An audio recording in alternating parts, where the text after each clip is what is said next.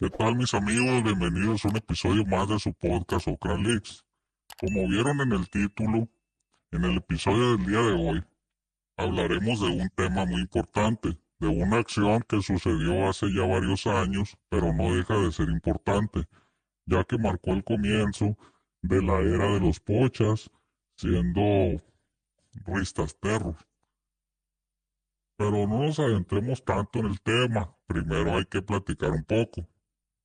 Les pregunto cómo les ha ido a ustedes en la semana y a los que gusten respondan en los comentarios. Los que no, pues no lo hagan y ya. Hablando de otros temas que son más serios, he visto que algunas personas han estado publicando un fragmento de un video de una pareja de periodistas que hablan sobre los temas del Ocran. Pero no crean que digo esto despectivamente o buscando algún conflicto, nada de eso. Ellos son periodistas de los temas del Ocran y hablan de lo que ellos se enteran e investigan, y eso se respeta muchísimo. Pero como saben, dentro de ese Ocran mundo existen sus mundos con más temas, y mientras hablaban de los Queenies, decían que tienen mucho dinero para financiar muchísimos años de pleitos y que otras organizaciones no contaban con eso. Pero déjenme decirles algo. Sí, los Queenies están podridos en dinero y tienen millones y cientos de empresas como hoteles, edificios, constructoras, blindadoras, agencias automotrices, clínicas y muchas cosas más. Pero siempre hay peces más gordos. Por ejemplo, en sus tiempos, los Queenies le agachaban la cabeza a don Arturo Beltrán. Ahí sí no decía nada. Si Arturo decía que el semáforo estaba en azul, pues el semáforo era azul y no había nada que alegar. Y en fechas más recientes, esta familia buscaba a un personaje del que ya les hablé en varios episodios, que ya son pasados de esa persona, igualmente asquerosamente millonario y poco conocido, el señor César Gastelum alias el Marisquero. Imagínense los alcances de Marisquero para que esa familia lo buscara para trabajar con él. Pero bueno, son dos ejemplos muy buenos de que no siempre se debe de creer en todo lo que se escucha y que en el mar siempre hay un pez más grande que el anterior. Pero bueno, amigos, solo era un pequeño recordatorio. Aprovechando, le mando un saludo al periodista Montenegro y a su colega Lemos. Pero bueno, amigos, pasemos al tema. Como les dije, hablaremos de un macabro evento, el cual es la emboscada que se llevó a cabo el 30 de septiembre del 2016 en Culiacán, Sinaloa, cuando por rescatar a una persona se le terminó dando la renuncia a 5 militares y 10 personas más fueron heridas, incluidas un paramédico de la Cruz Roja. Así que acompáñenme a descubrir más de este tema. Les contaré quién era la persona que se liberó del gobierno, quién pidió el apoyo para esa persona, quiénes le dieron el apoyo, quiénes cometieron la acción y por último, cuáles fueron las consecuencias de este mismo. Pues bueno, amigos, nuestra historia comienza unas horas antes de la emboscada, el día 29 de septiembre, aproximadamente a las 10 de la noche, en el poblado de Bacacoragua, en el municipio de Badiraguato. Pues toda la zona está bastante caliente por el pleito que se llevaba a cabo entre el Mochomito, con apoyo de varias personas, contra el Nogua Guzmán, el hermano del Pocha, y es por esa razón que había bastante patrullaje en todas esas zonas, tanto por parte de gobierno como por parte de la malandrinada. Pues por un lado el gobierno deseaba estabilizar la zona y quitar la presencia de los grupos armados como debe de ser. Y por el otro lado, la gente del NOWA tenía que estar en constante patrullaje para evitar así que la gente de Mochomito se metiera a sus zonas de control. Y fue por todo este patrullaje que se dio este enfrentamiento entre civiles equipados contra los militares en el poblado de Bacacoragua. Las cosas sucedieron así.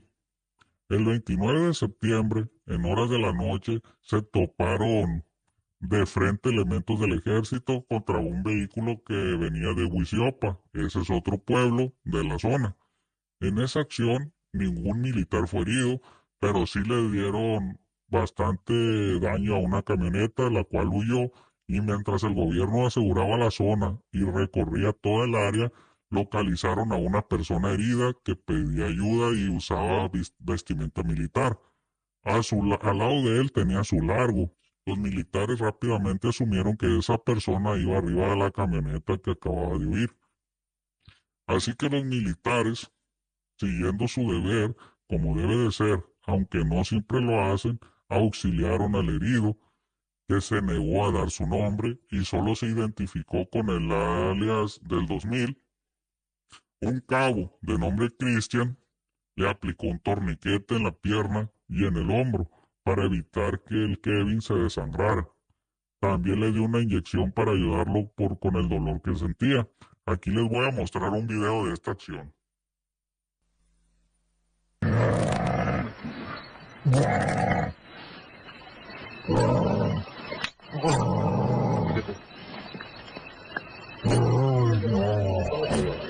Espérame, déjame picarlas. Dale, padre, con eso te va a pasar el dolor. No me quedo ahí, me sangró. Lo bueno que hablaste, padre.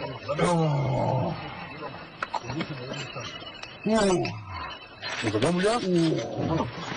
Vámonos. Te voy a dar porque te hay que... Oye, ahí, ¿qué hay que apoyar acá? Hay que apoyar acá. Ey, por favor. Despacio. Párale un brazo. Vámonos. Colúmbale. Ay, ayúdame, qué doler. Pues toma el video al chaleco que tenía.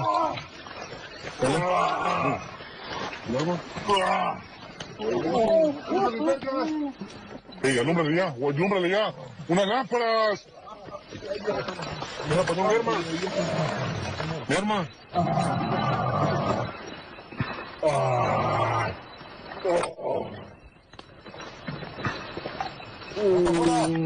Fuera, mi arma.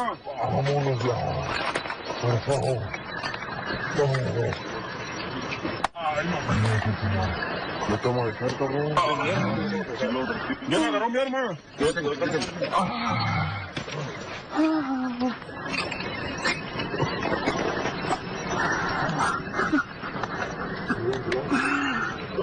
Ay, no. Tranquilo, paisano. Tranquilo, te va a pasar el dolor. No hagas fuerza con esto. Relájate. Relájate. Ay, mi pierna. Sí, eso sí. Sí, podrían sacar un poco más. Ya estás en la carretera, paisano. Ay, es que mi pierna está... La pierna, jálenlo. Con cuidado. Ay, no.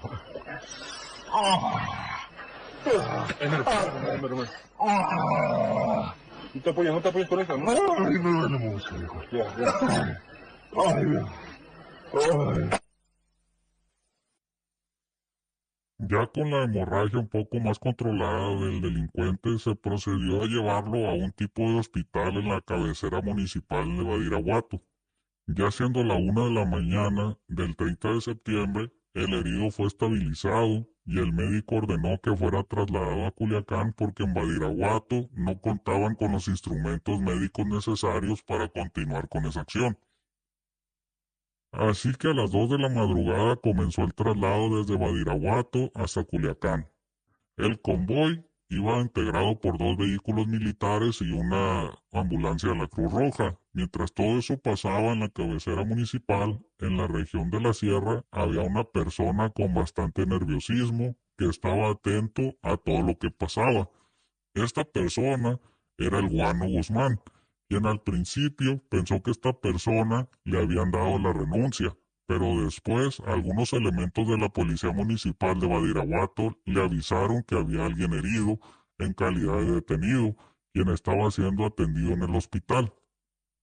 Los municipales rápido supieron quién era, pues esta persona era conocida, así que el guano supo que su secretario particular, el joven Julio Óscar Ortiz, de apodo el Kevin, seguía con vida y estaba detenido. El Kevin como era de las personas más cercanas del guano, le conocía todo a su patrón, sabía de sus propiedades, cómo se cuidaba, tenía radios, teléfonos, sabía de sus socios y de la rutina diaria del guano. Por todo esto, el panzón no podía permitir que se llevaran detenido al Kevin. Así que le dijo a su hijo el guanito, que lleva por nombre Aureliano, igual que su padre, le dijo que le hablara a sus primos los menores para que le hicieran el favor de rescatar al Kevin, porque era el secretario de su papá. El guanito les habló por varios medios para obtener una respuesta pronta por mensajes a ellos y a sus allegados, pero ya en el calor del momento agarró el radio y él personalmente pidió ese favor. Ya con eso sus primos se enteraron de lo sucedido y les dieron el apoyo. Como venían de Badiraguato a Culiacán, ya sabían por dónde entrarían a la ciudad y la policía municipal les avisó en cuanto comenzaron el recorrido. Así que los grupos de los pochas que participaron en esa misión se juntaron para esperarlos en esta zona que les voy a mostrar.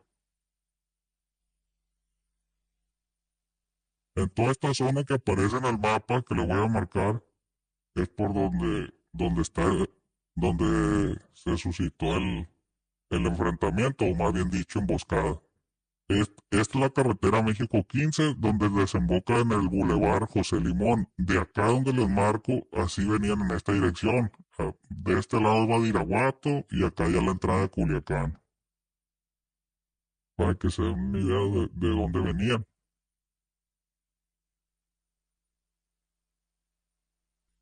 Pero no les he dicho algo muy importante. ¿Dónde se encontraban los pochitas cuando se dio toda esta movilización?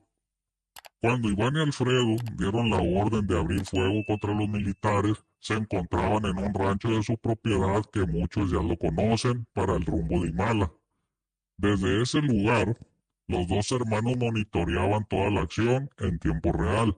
Digamos que ese rancho fue su centro de mando de ese día, pues desde ahí estaban atentos a los radios de los tolerospis para ver qué decían, también de los contactos de los gobiernos locales a ver qué novedades daban, y por supuesto a la red de punteros para estar pendiente de todos los movimientos en la capital y rancherías. Afuera de Espacios Barcelona se juntaron los grupos de la Pisa para realizar este acto. Entre los presentes estaba el grupo de los Chimalis, al orden de Pancho Chimal, también estaban los Ranas, comandados por el güero Ranas, brazo armado en la ciudad de Culiacán. También había otros grupos como los Cholos y Juancho o el Gavilán, también participó en ese atentado, y Gabriel Valenzuela, de manera muy equivocada, también les dio el apoyo para realizar ese acto. También a lo largo de la zona hubo presencia del Kevin el 200, secretario de Iván, también la gente del Pano y los Brontos estaban en la zona por si llegaban a ocupar el apoyo. Sí, era un chingo de gente para nada más dos Hummers. También, para tener control de la situación, ubicaron algunos punteros por la carretera para que les avisaran cuando los militares se fueran acercando a su posición. Los militares iban en camino, pues es un tramo largo, y hablando de eso, aquí les mostraré un video de cómo van pasando las dos unidades militares, tipo Hummer escoltando a la ambulancia donde trasladaban al Kevin. Pues de ahí viene ya la entrada a Culiacán. Hay una parte donde la avenida se ensancha a 4 carriles y llegó a la altura de un semáforo. Al llegar a la intersección de la carretera internacional México 15, o también conocido como el Boulevard José Limón, con el Boulevard Jardines de las Orquídeas, en ese lugar los militares comenzaron a disminuir su velocidad porque ya estaban entrando a la ciudad, pero los delincuentes ya los estaban esperando. Fue así que en ese cruce se detuvieron los militares esperando a que el semáforo cambiara de color.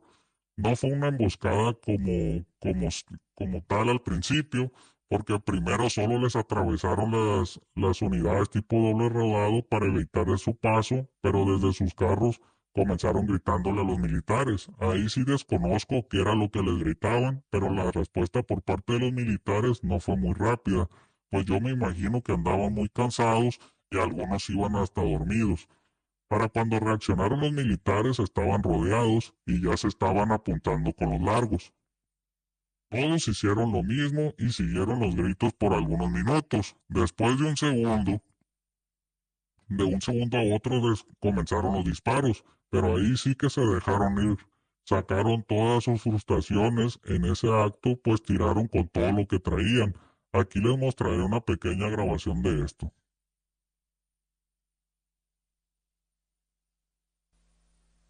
Los balazos, ¿no? Saco mi arma. Así pasaron algunos minutos bajo el fuego enemigo, pero igual a como comenzó, así se detuvo el fuego de un momento a otro. Se escucharon las voces por un megáfono donde decían que alto al fuego y que rescataran a la persona. Así un grupo de Tolerospis se acercó a la ambulancia para sacar al Kevin.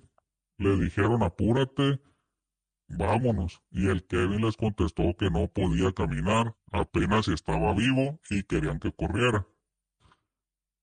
Así que se lo llevaron cargando, pero para hacer la maldad completa le dieron un rosti al cabo Christian, al elemento militar que hacía unas horas le había salvado la vida al Kevin, siendo que el Kevin con su grupo les había disparado momentos antes. Aún así le salvó la vida y lo cuidó, y al final de cuentas los colegas del Kevin le hicieron eso. Les aclaro esto para que también se pongan a analizar del lado de los militares, pues muchas veces los malandros y sus familias exigen respeto a los derechos humanos y lloran y demandan y hacen todo un teatro por esto, pero cuando es al revés, hasta los aplauden. Algo para pensar. Así fue como se llevaron al Kevin. Las camionetas se fueron por unos minutos, acaso regresaron para seguir disparando contra los militares y sus vehículos que ya estaban quemándose. Les dispararon con calibre 50, con rifles automáticos, granadas de mano y granadas calibre 40, de todos les tiraron. Los militares que seguían con vida ya no había mucho por hacer. Algunos intentaron contestar el fuego, pero era inútil. No contaban con el armamento necesario para hacer un daño significativo a las blindadas que llevaban los integrantes del Telcar. Así que mejor se escondieron, esperando que los salvajes estos no los encontraran. Después de ir y venir, se volvieron a ir los Tolerospis. Para ese entonces ya había habido bastantes denuncias al número de emergencias para anunciar de la enorme balacera que se estaba dando en Culiacán, pero la gente de los menores hizo de las suyas. Amenazaron a todas las corporaciones locales como la policía municipal, la policía estatal y la policía ministerial. Les dijeron que nadie podía ir a ayudar a los militares, que los dejaran ahí hasta que perdieran la vida. Fue por esto que tardaron varios minutos en llegar al lugar alguna autoridad. Los carros pasaban por el lugar y desde lejos veían a los elementos militares que estaban siendo consumidos por el fuego y otros más pidiendo ayuda, pero nadie los ayudaba. De esto hay otro video y aquí se los mostraré.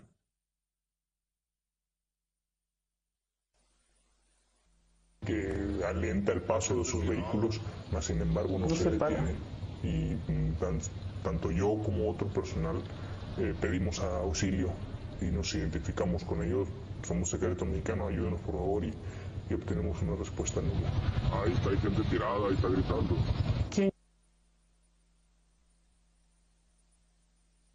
Y pues no se puede culpar a la ciudadanía que pasaba por el lugar. Ellos pasaban, pero no podían ayudar, ya sea por miedo o porque simple y sencillamente no sabían el cómo hacerlo. Pero lo que sí hacían era llamar al número de emergencias para pedir ayuda, que fuera la policía y personal médico.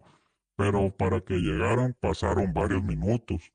Cuando al fin llegaron, algunos elementos de la policía municipal no hicieron nada. Según informes del mismo gobierno, policías municipales llegaron al lugar, pero se mantuvieron a 50 metros de la escena y no ayudaron a nadie, solo estaban viendo el fuego consumir a los militares y a los vehículos. Fue hasta varios minutos más que llegaron más policías junto con policías ministeriales que por fin entre todos se dignaron a acercarse a ayudar a los militares. Yo creo que pensaron que ya había sido suficiente y fueron a ayudarlos. Y en algunas patrullas se llevaron a los heridos a diferentes centros a que recibieran atención médica. Una verdadera desgracia, pero ya sabe, desobedecieron la orden de los pochitas de no ayudar a los militares y por eso los policías tendrían que pagar. Y unos meses después, ya siendo enero del 2017, comenzaron las represalias contra los policías. Les mostraré de unos de ellos. Aquí pueden ver la noticia sobre un policía municipal que había sido levantado, pero me adelantaré hasta esta parte. Una semana antes de la desaparición, otros dos elementos municipales habían sido desaparecidos, José Antonio Saavedra Ortega e Israel Ruiz Félix. Los tres fueron desaparecidos como represalia por haber auxiliado a militares que fueron emboscados la madrugada del 30 de septiembre del 2016 en la carretera que conecta con Badiraguato y Culiacán. Por un grupo de personas armadas con rifles y bazucas los atacaron para rescatar a un hombre de nombre Julio Óscar Ortiz el Kevin, relacionado con el Telcar de Sinaloa. Solo un grupo de policías comandado por Israel Ruiz Félix atendió al llamado de auxilio. 3 meses y medio después, esos policías fueron asesinados o desaparecidos. Así fue como se dieron las cosas, amigos, para que vean las barbaridades cometidas por los pochitas. Vienen desde hace mucho tiempo. No es algo reciente en esta guerra. Pero bueno, amigos, ahora les platicaré más cosas que sucedieron a causa de esto. Primero, al día siguiente, llegó un mundo de militares a Culiacán, comenzaron a ver muchos operativos reventando oficinas y reversando todo lo que podían. Los menores rápido buscaron a quien echarle la culpa, al mero estilo de ellos. Y lo primero que pensaron fue en decir que fue el de las flores en la mesa de Guasave como estrategia porque se estaba dando el pleito del mochomito contra su tío, pero nadie creyó eso. El Yoma estaba fúrico y ese mismo día, después de los hechos, le habló al licenciado para verlo y preguntarle quién era el responsable y qué era lo que se sabía de lo que había ocurrido. Y quería saber quién era ese Kevin, que al parecer era tan importante como para hacer esa estupidez, porque él no lo conocía. El licenciado le dijo que él tampoco lo conocía, que nunca lo había escuchado mentar, que lo único que sabía era que había sido gente de los hijos de su compadre, o sea, de los menores. Que supo esto porque los puntos que tenía el licenciado en Culiacán habían visto la caravana de la gente y a uno le tocó ver toda la acción. Pues cerca del lugar de los hechos había un punto fijo o un puntero o un halcón, como sea que ustedes lo conozcan. Ese punto era conocido como el bote, porque en ese lugar había un expendio de cerveza y había un anuncio espectacular gigante de un bote de cerveza. Pues ese punto del licenciado había visto toda esa película, vio que varias camionetas entre dobles rodados y camioneta pickups habían llegado al lugar minutos antes del ataque y que tomaron posiciones para bloquear el camino de los militares, que muy poco tiempo después llegaron los Hummer y la ambulancia, y ya fue cuando les atravesaron las camionetas y desde los altavoces les gritaban muchas cosas, pero más que nada muchas groserías a los militares y que se pusieron los rifles de punta y que el puntero creía que a uno se le había salido un tiro porque no dijeron nada y de una comenzaron a tirar. Que los militares solo se trataban de cubrir porque eran muy pocos y aparte estaban rodeados. También dijo que fue una masacre, que se arrimaron a los Hummer y descargaron los largos contra ellos a quemarropa y que les arrojaron varias piñas y varios papazos, aun cuando ya estaban renunciados, que se fueron y regresaron a seguir tirando contra los carros y seguir tirando granadas. El señor del sombrero le dijo, sí, oiga, eso me dicen unos amigos de la ministerial, y que aparte a los ministeriales les amenazaron de que no dijeran nada y que no fueran a ayudar a los militares. Continuó el Yoma diciendo, son chingaderas, oiga, esto es una burla. a ver en qué acaba todo esto, porque júrelo que se van a llevar a alguien, el gobierno está muy molesto, me están hablando de todos lados que sí que está pasando, y los hijos de mi compadre les mandé mensaje para verlos y preguntar por esto, y va a creer usted que no me han contestado siquiera. El licenciado le dijo que ha de ser porque siguen dormidos, ya veo oiga, que ellos se levantan en la tarde, y el MZ le dijo que eso era cierto, a ver si en la tarde que se levantaban le contestaban. No sé cómo pueden dormir con esto. Y bueno amigos, con esto, déjenme explicarles algo para que entiendan. Esta conversación tuvo lugar como a las 10 de la mañana, pero sigamos con la historia. El Yoma le dijo al licenciado, oiga, de verdad que no lo entiendo. Hace exactamente 4 días que nos reunimos todos y quedamos muy formalmente de que íbamos a tranquilizar la ciudad. ¿Cómo puede ser posible esto? Pero a ver amigos, déjenme darles más contexto para que sepan de lo que hablaba el señor del sombrero. Pues resulta que el domingo anterior a la emboscada se había llevado a cabo una reunión en un rancho propiedad del señor Zambada. A esa reunión asistió la élite del Telcar, de esas reuniones tipos de las que inventan en los corridos, pero en esta ocasión sí fue real. Claramente, presidiendo estaba el señor del sombrero y lo acompañaban Oscar y Mauricio. También estaba el comandante Chaides, en paz descanse. Por otro lado fueron Juan José Esparragosa, Javier León y Jorge Caro. También estaba el licenciado y el Mini, y los acompañaba el secretario particular del licenciado y el Cuatro. Y obviamente los hermanos Iván, Alfredo, Joaquín y Ovidio Guzmán. Acompañando a ellos iba Sergio Vega, conocido como el Suegro, y de su gente de confianza el 200. Creo que eran todos los que estaban ahí, o había alguno más que quizás se me está pasando. El punto de esa reunión era para saber por qué tanto renunciado en Culiacán, porque era demasiado y también muchos levantados. Todo eso estaba causando preocupación en el gobierno. Y ahí se le preguntó a todos los asistentes si alguno era el responsable de eso. Y obviamente nadie era, pero ¿quién creen que tomó la palabra?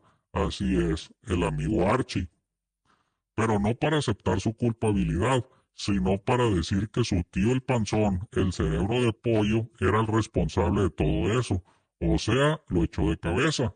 El MZ le dijo que hablara con él para que lo hiciera entrar en razón, y Archie contestó que a él no le hacía caso, que le había dicho que fuera a esa reunión, pero no quiso ir, que él no tenía ningún asunto que tratar. Entonces, quedaron en un mutuo acuerdo, el cual sería que le dijera al panzón que enviara una persona a verlo para que platicara con él, a ver si entendía, y si no, se le daría luz verde al gobierno del estado para que fuera tras su gente. La realidad, todos ya la sabemos, los menores eran los que estaban detrás de todo lo que ocurría en Culiacán, porque en Culiacán estaba lleno de puntos que todos utilizaban la línea del licenciado, y siempre que trabajaban, por ejemplo, Juancho, el ahora conocido y famoso Gavilán, se apoyaba de esos puntos, y por eso todo siempre se sabía. Pero es el mismo juego de siempre, tirar la piedra y esconder la mano. Bueno, volviendo a la reunión, ahí todos quedaron muy formalmente de poner su granito de arena para pacificar Culiacán. Dieron su palabra enérgicamente de que nadie iba a renunciar ni daría raite sin antes preguntar para que hubiera una organización. O sea, implementar lo que se hacía 10 años antes de esto, ya que ahora eran puros sordazos, y es que se suponía que todos eran amigos, que eso era como una hermandad. Entonces, no había nada malo en que las cosas se platicaran. Así que todos quedaron contentos, bebieron de la copa de la paz y comieron comida china, se abrazaron, se hicieron pinky promise, que los índices de la violencia y las renuncias bajarían para que el gobernador y el secretario de Seguridad Pública quedaran bien. Se prometieron darse líneas de radio de sus respectivas organizaciones para así estar en más coordinación, y pues a los 4 días, tracas, sucede el evento de Barcelona, Hummers calcinados con elementos a bordo y las noticias a todo lo que daba hablando de esto, y en las primeras planas de todo el país. Pues por eso estaba así de molesto el señor del sombrero. Pues después le preguntó al licenciado que si qué sabía del gobierno de los amigos dentro, y el IC le dijo que van a batir Culiacán, que se viene grande el operativo, y el Yoma le dijo que sí, que lo mismo había escuchado de él. Al otro día se realizó un homenaje de cuerpo presente a los militares que desgraciadamente perdieron la vida en esa acción.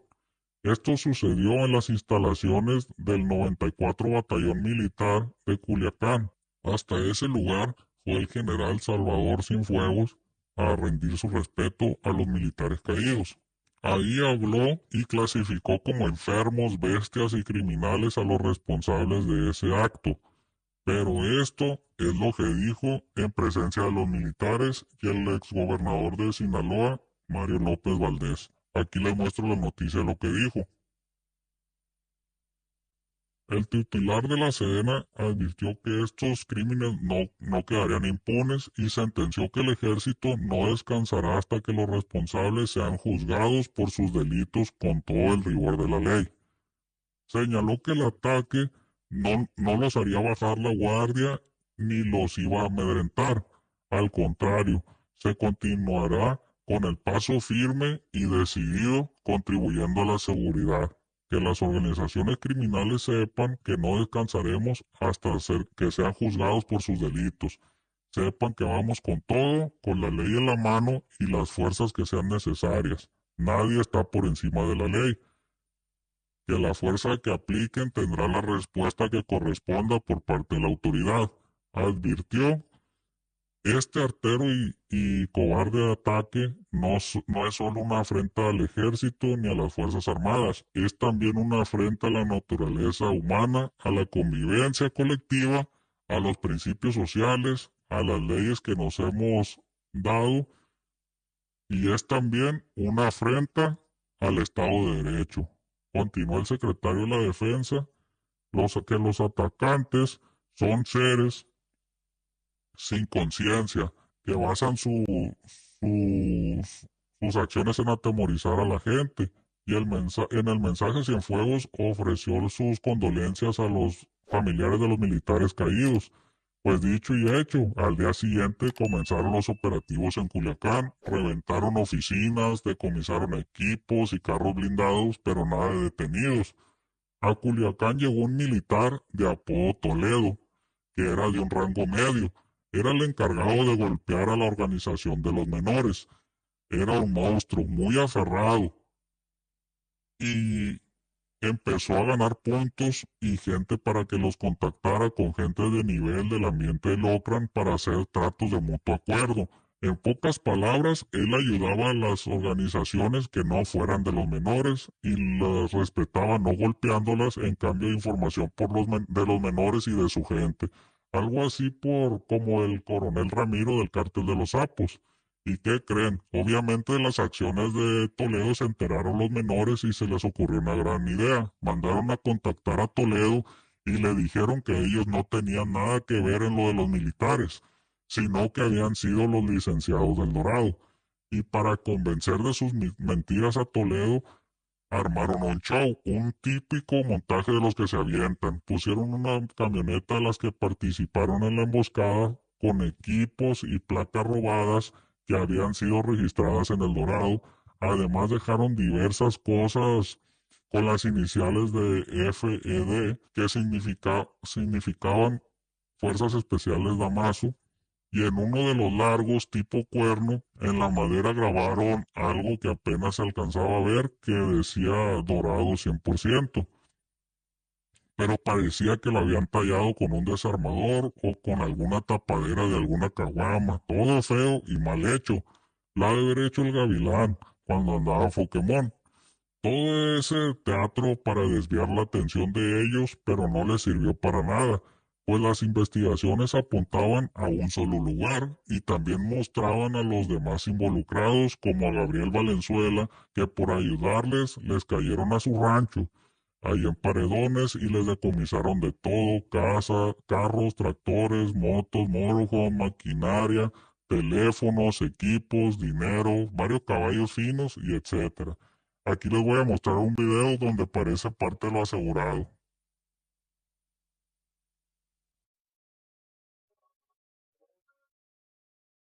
Como podrán observar, esta es parte de lo asegurado por parte del elemento de la Sedena y de la Marina en los operativos que han realizado en sus diferentes áreas, tanto en Paredones y otros pueblos de aquí de Culiacán, donde comentan que van a seguir intensificando estos operativos para tratar de dar con los responsables, mencionándose que ya se tienen igual identificado a la cantidad y al tipo de cartel que pertenecen a estas personas que realizaron la emboscada de los militares donde hubo 5 muertos. Aquí se aprecia parte del armamento asegurado, entre lo que se puede apreciar rifle de calibre 50 y diversas armas.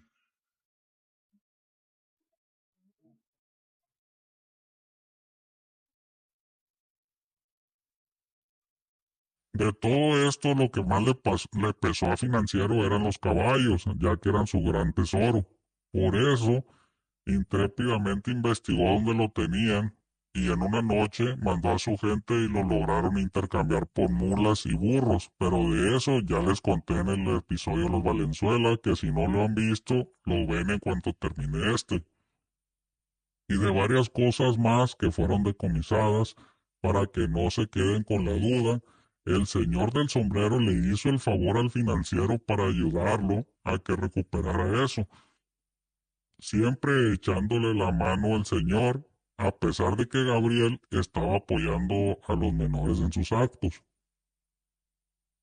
Bueno, pues ya les conté de cuando el general fue al homenaje de los militares renunciados y de lo que dijo a la prensa, pero ahora les contaré de una reunión un poco más privada que tuvo el general con otros 4 generales en la Ciudad de México, en Campo Marte. En esa ocasión dio órdenes específicas para ubicar y renunciar a IAG, para lo cual fueron enviados 3 grupos de gafes de alto mando con solo una tarea, la cual era renunciar al Pochita. Uno de esos grupos se instaló en Badiraguato, otro en Tamazula y otro en Culiacán, listos para accionar en caso de obtener información del amigo Archie.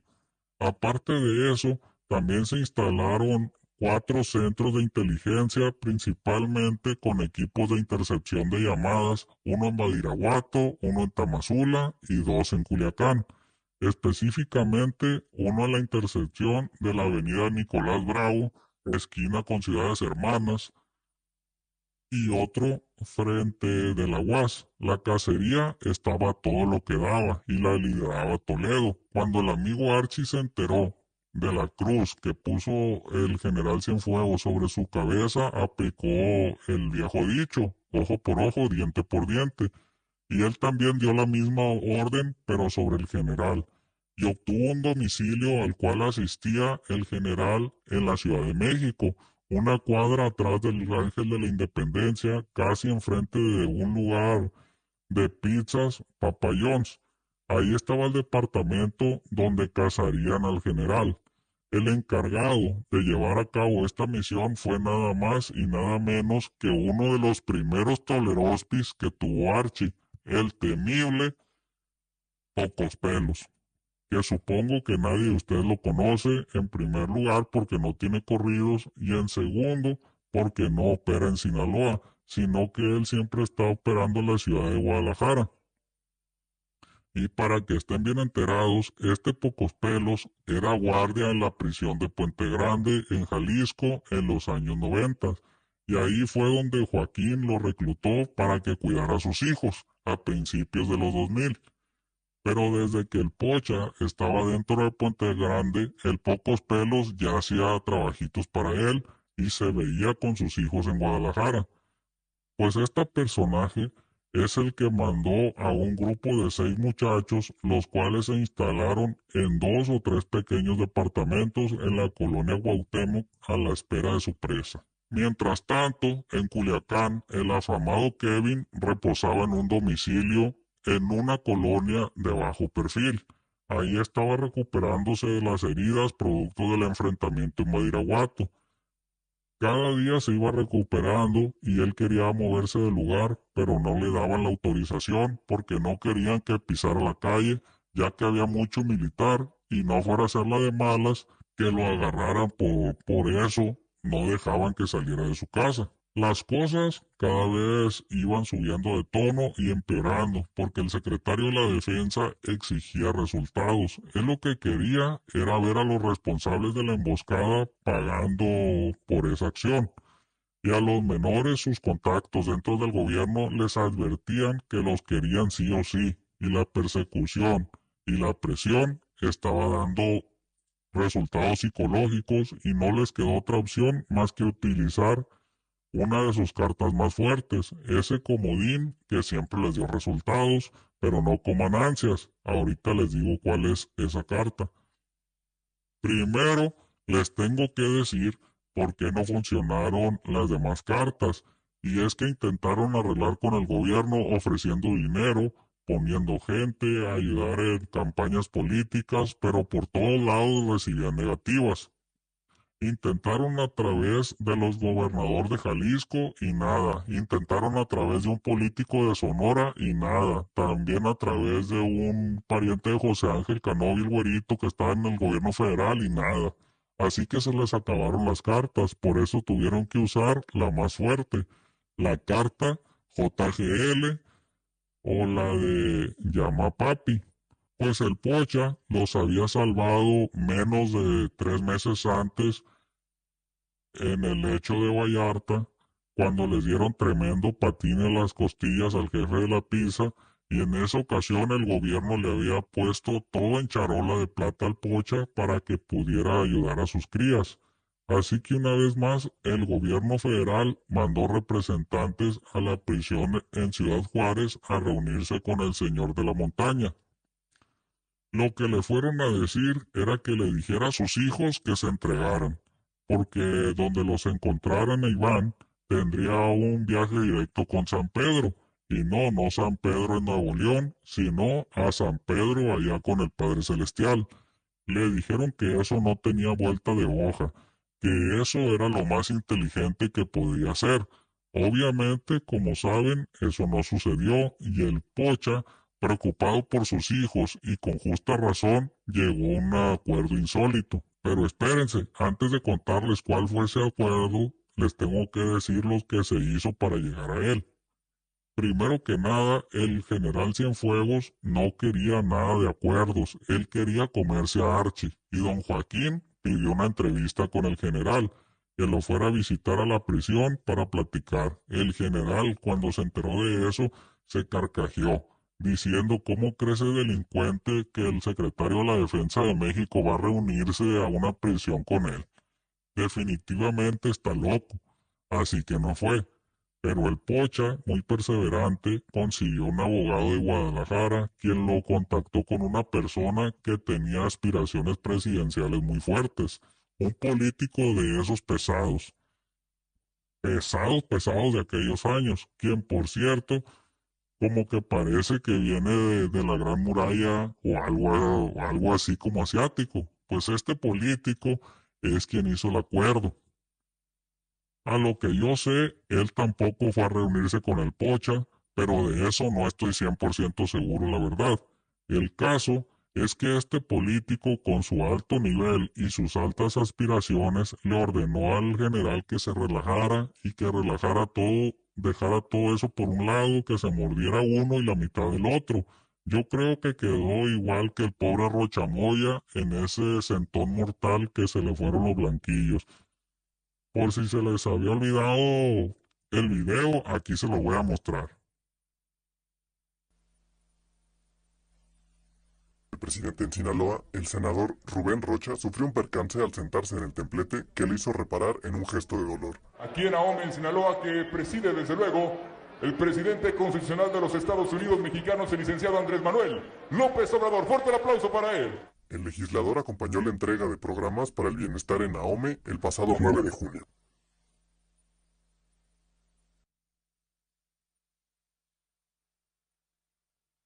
Cómo me da risa nomás ver ese video, la verdad. Está en mi top 10 de toda la vida. Pero bueno, así quedó el general Cienfuegos, porque él quería dar con los autores intelectuales de esa masacre, pero lo hicieron que se aguantara. Ahora sí les voy a decir en qué consistía el acuerdo.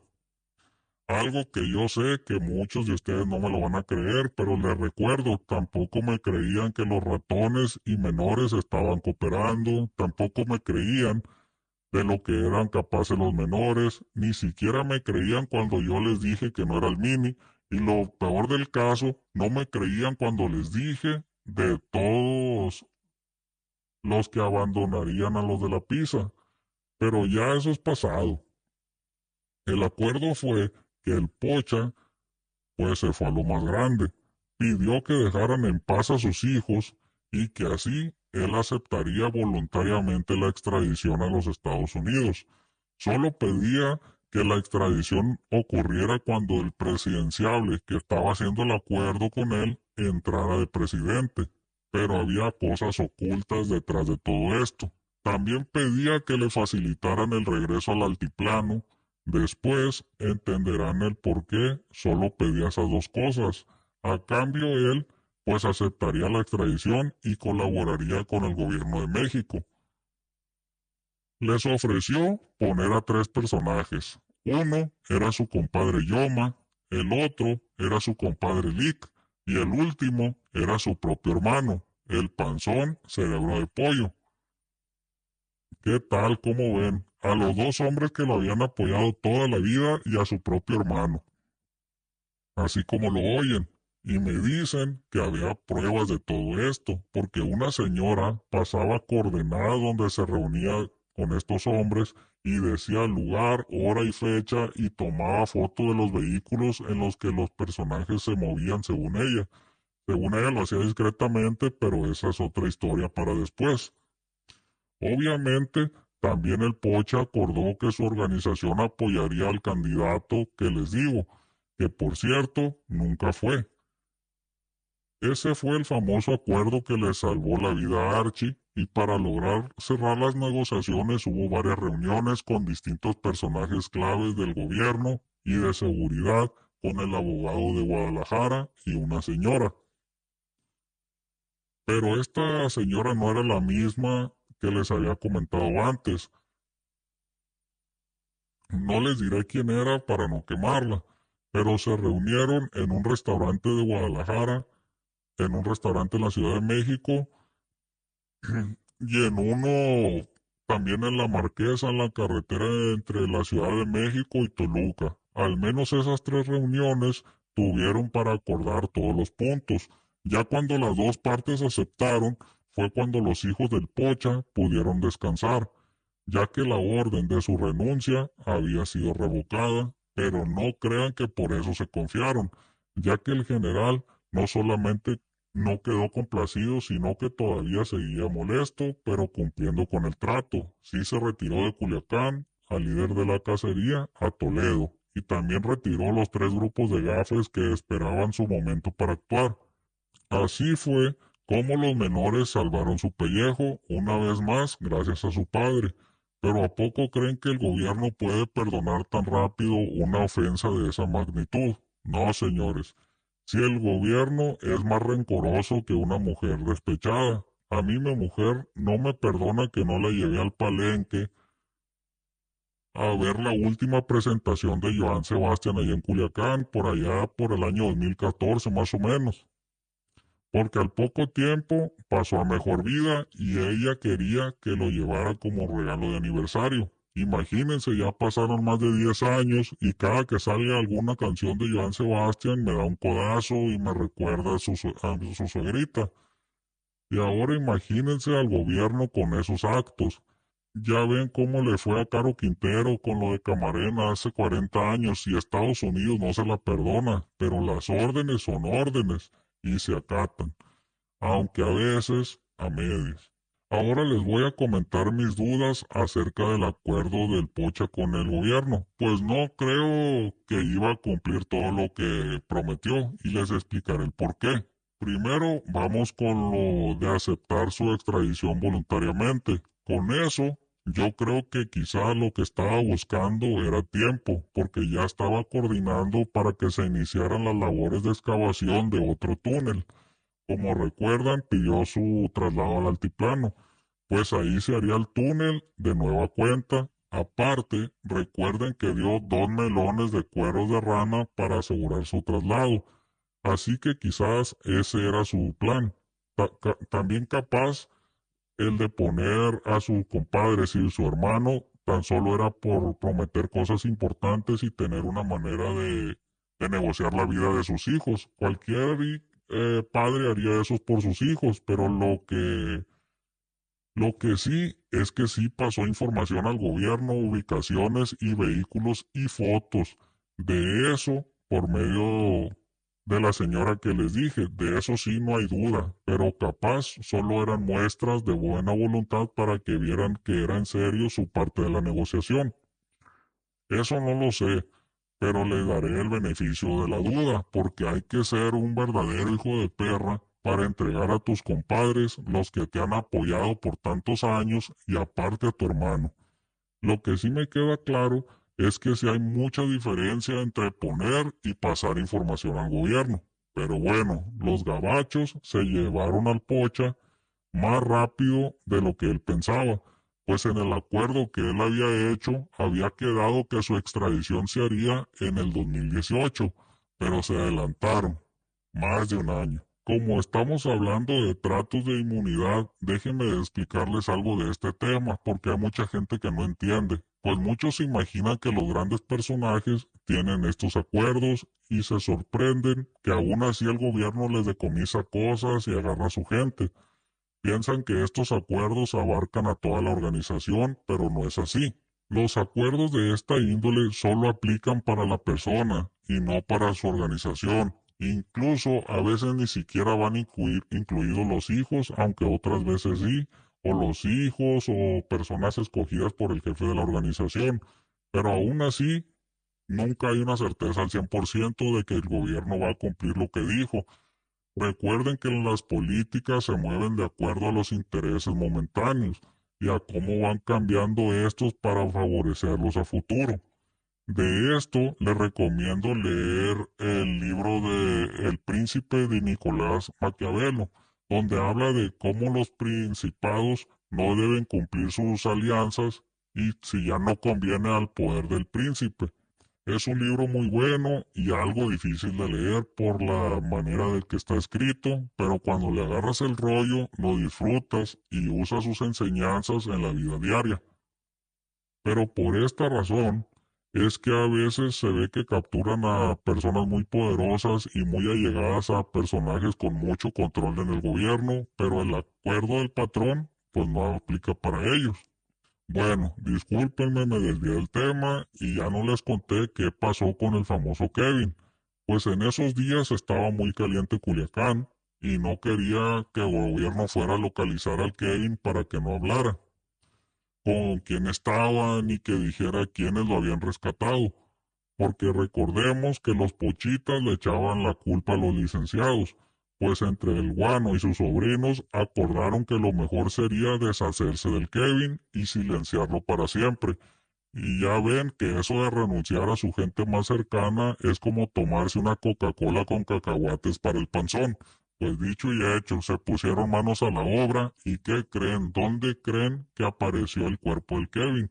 Pues nada más y nada menos que en Nabolato, territorio de los licenciados, que tenía a su cargo el Montana. ¿Y por qué creen que apareció ahí? En pleno centro de la ciudad, para que todos lo pudieran ver. Obviamente el plan era calentar a los licenciados y culparlos a ellos por el rescate del Kevin y la emboscada de los militares. Aquí les voy a mostrar las noticias.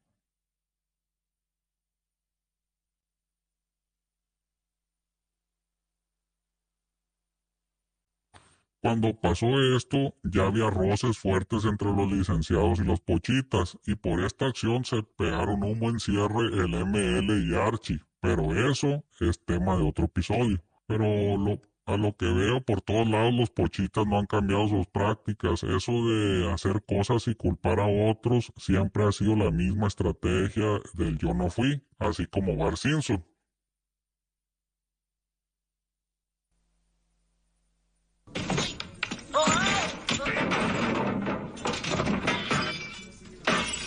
Yo no fui.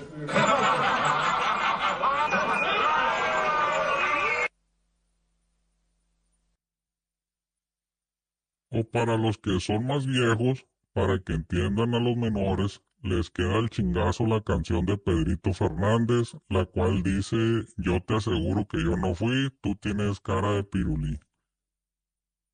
Así son siempre ellos. Le creo más a Marta y Gareda que a los pochitas y a sus portavoces. Y también con esta acción se dio una de las estrategias más conocidas de los pochitas, mandar cartitas para deslindarse. Aquí les muestro este video. Rechazamos tajantemente haber participado u ordenado el ataque.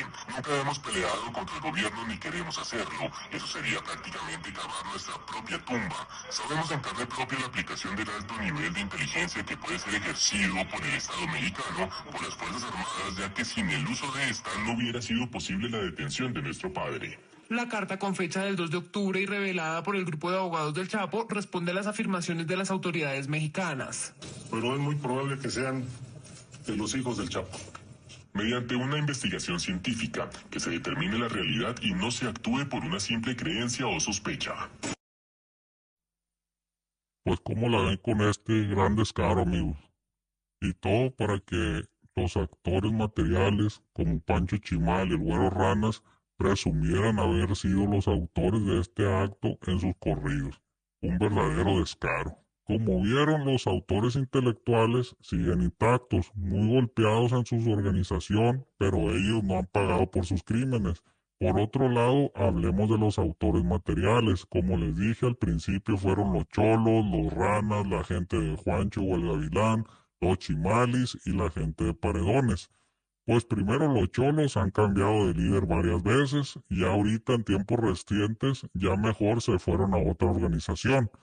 Después los ranas, pues este líder de grupo duró bastante tiempo siendo perseguido por las autoridades, pero lo alcanzaron en febrero del 2018, cuando le cayeron, ya lo llevaban ubicado, lo separaron de los demás detenidos a él y a su mano derecha, y ahí les dieron la renuncia en forma de venganza por sus acciones. La gente del Gavilán, pues duró bastantes, pero Juancho, ahorita en la guerra, lo hicieron bonais. De los chimalis, pues Pancho fue el comandante que más rápido la perdió. Primero fue capturado el 20 de febrero en Culiacán. La acusaban de la emboscada de los militares y de los enfrentamientos que había en la zona de Nabolato, pues ya empezaba la guerra con los licenciados, pero en ese tiempo se pensaba que habría un arreglo.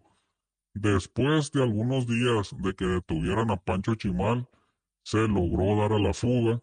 Pues en ese mismo penal se encontraba Juan José Esparragosa el Azulito, Alfonso Limón, Jesús Peña el 20, Rafael Félix alias el Changuito, todos ellos pertenecientes a la organización del Sombrero, y tenían planeada su fuga, porque con todo lo que sucedía en Sinaloa a causa de la emboscada y con el pleito los del despacho y los pochas, pues todo se calentaría y a todos los mandarían a prisiones federales donde no gozarían de los mismos tratos y desde ahí podrían ser extraditados.